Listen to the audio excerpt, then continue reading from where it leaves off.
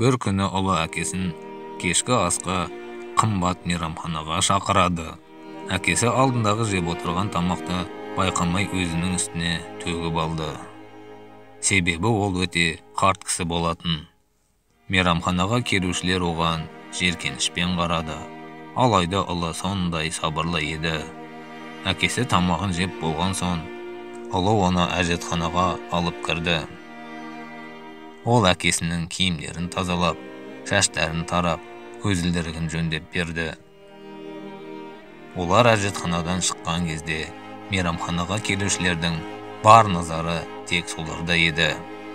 Ұлы тамақ ақшасын төлеп, шығуға бет алып еді.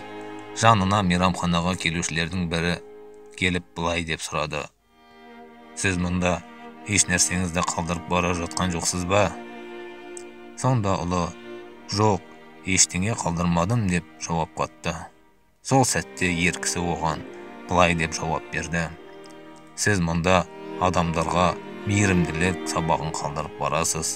Білесіз бе, сіз әр осында отырған әрбір әкенің үмітін отын ояттыңыз». Мейрамхана іші үн-түнсіз қалды.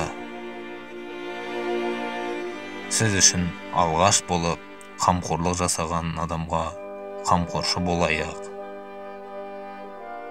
Осы видеоны достарыңызға таратып бөлісе отырыңыз.